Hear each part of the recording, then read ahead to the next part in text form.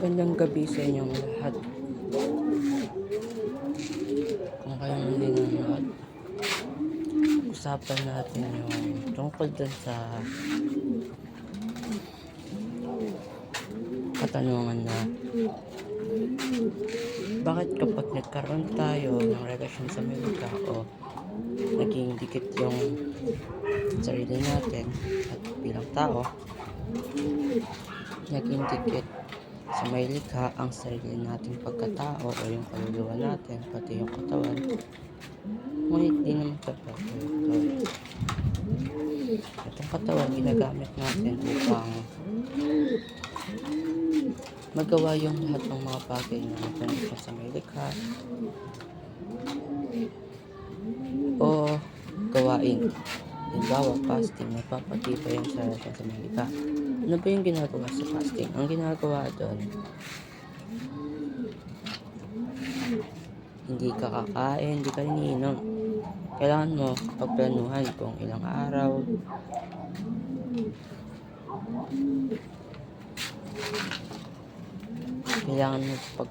kung ilang araw ka hindi kakain, hindi inom, at di rin ipapaalam sa magulang.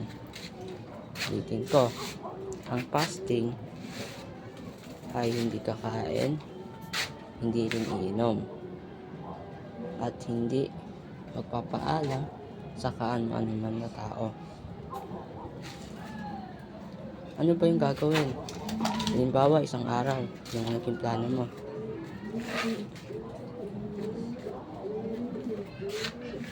Ang gagawin doon, Bible and prayers. At maaari din na worship song, Christian song.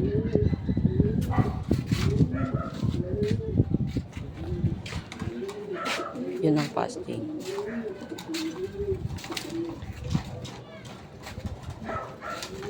Ito naman yung kanina, sabi ko tungkol sa katanungan.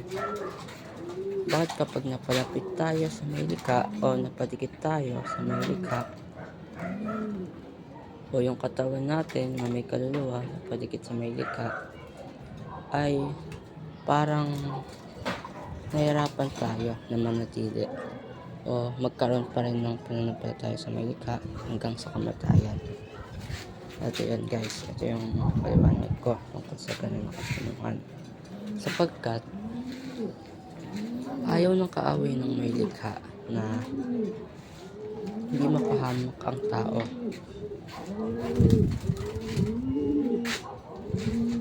Ngunit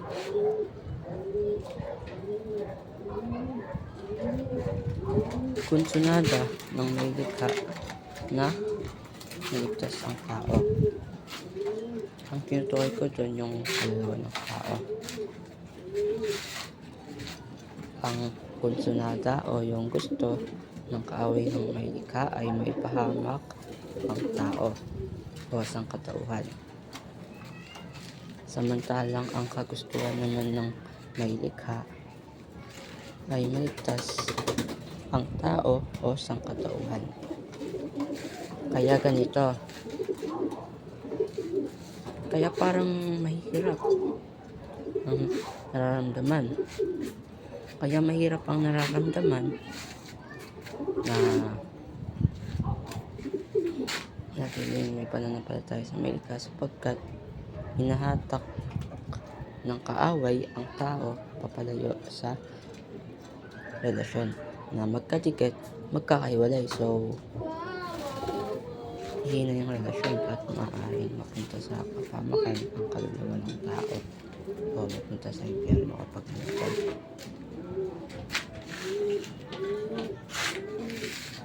Sinagot ko naman kanina, di ba guys, yung tungkol sa katanungan mo.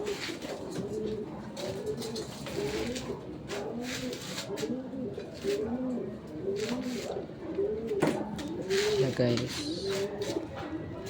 kung nakadikit na kayo sa may likha, huwag nyo na pabayaan yan. Patuloyin nyo lang yan. Patuloy nyo lang. Kapag may pananampalataya kayo na tunay sa may likha, patuloy nyo lang hanggang sa inyong kamatayan.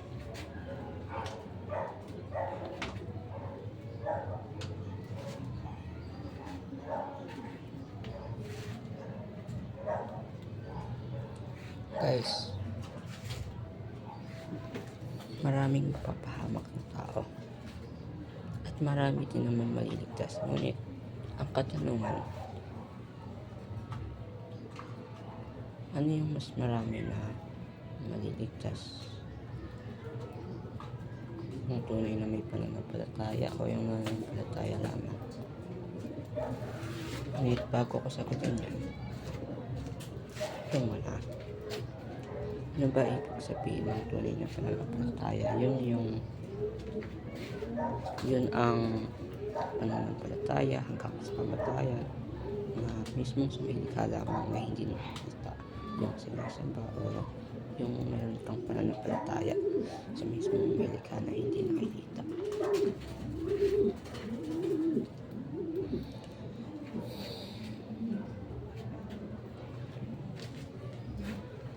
At ano naman yung pananampalataya o hindi tunay na pananampalataya, sapagkat walang kasama dun sa sinabi ko na tunay. Sabi ko lang pananampalataya o nananampalataya kayo. Ang ibig sabihin nun, labag sa kagustuhan ng may likha o konsunado ng may likha, base lamang sa Biblia. Kapag sumamba ka sa hindi mismong may likha na hindi nakikita, halimbawa sinamba mo yung repulto, yung tutuloy ko na repulto, lahat ng repulto, imahe, lahat ng imahe din, at masamang espiritu o hindi nakikita ngunit hindi may likha yung sinasamba, yun ay kapahamakan ang daan. Kung sanatan nyo o gusto nyo ang kaluluwa nyo mapunta sa daan ng kaligtasan, nananampalataya kayo ng tunay sa may likha. Huwag kayo sasampan sa likha lamang ng tao, dapat sa mismong may likha sumamba. Okay, malaga guys na batid nyo kung ano yung tunay at hindi tunay na pananampalataya, sapagkat kung batid nyo, malaki yung chance na maligtas kayo kung hindi nyo pababayaan yung pananampalataya nyo sa may likha mismo.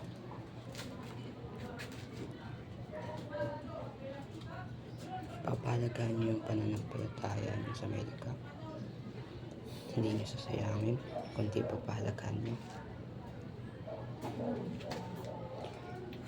Ang kabayaran ng kasalanan ay kamatayan. Kung mamatay tayo, mawalan tayo ng kasalanan sa mundo, sapagkat yung totoo doon na kasalanan ay katawan.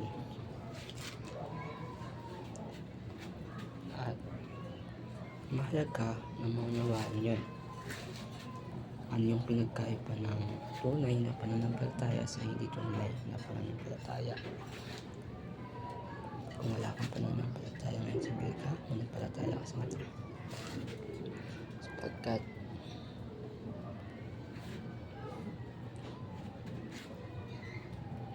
kung talagang mahal mo at pinapalagan mo yung may likha, gawin mo yung lahat ng kagustuhan niya, hindi lamang sa 10 utos, higit pa din sa 10 utos. Kung mahal mo yung may likha at pinapalagan mo siya, manampalataya ka sa Kanya ng tunay. Huwag mo pababayaan yung pananampalataya mo sa Kanya ng tunay. Panatilihin mo yan sa sarili mo hanggang sa iyong kamatayan. Huwag kang iyong makasama ang may likha kapag ikaw ay namatay. Ang ibig kong sabihin, ang kaluluwa makakasama ng may likha at magkakaroon ng bagong katawan na perfecto na hindi na makasalanan ang katawan. At sa mga taong may pananampalataya na tunay dyan, panatilihin nyo lang yan hanggang sa inyong kamatayan. Sabi ko nga kanina,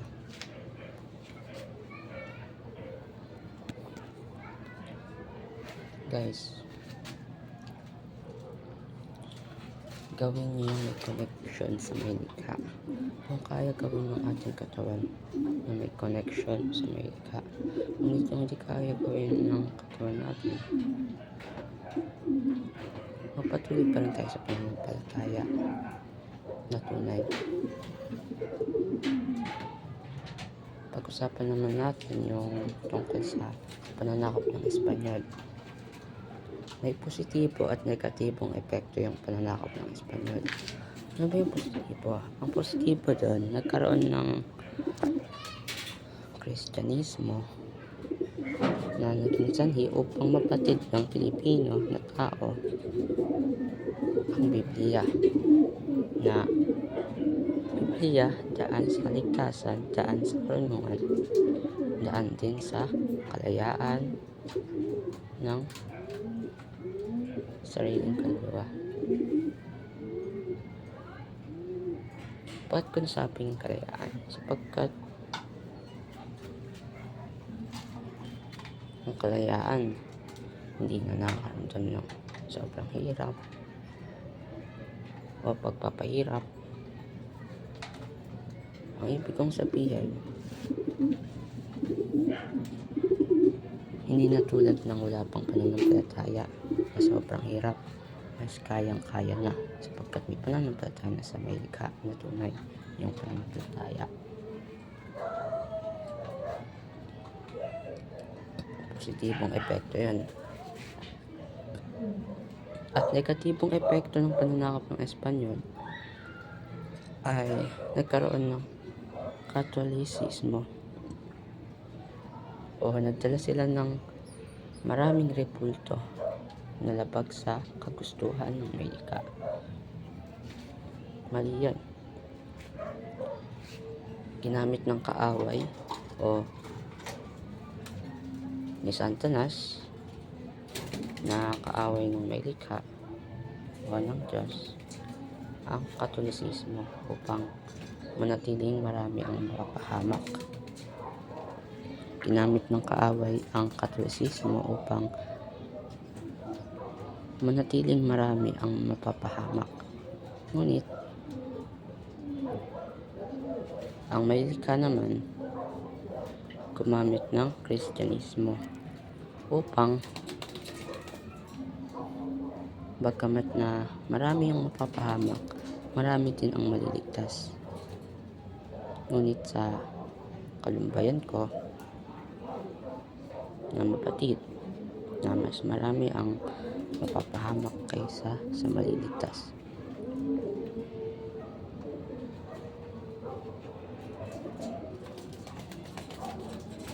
Sa madaling salita, ginamit ng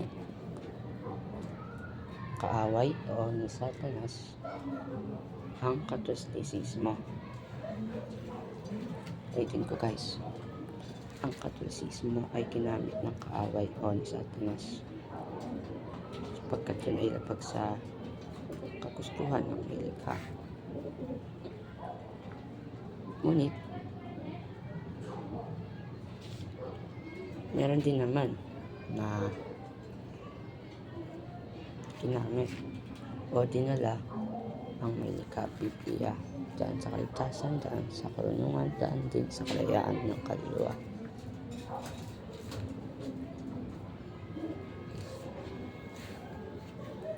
Ibig sabihin, naglalaban si Satanas at ang Diyos na lumikha sa atin at sa marami pang iba.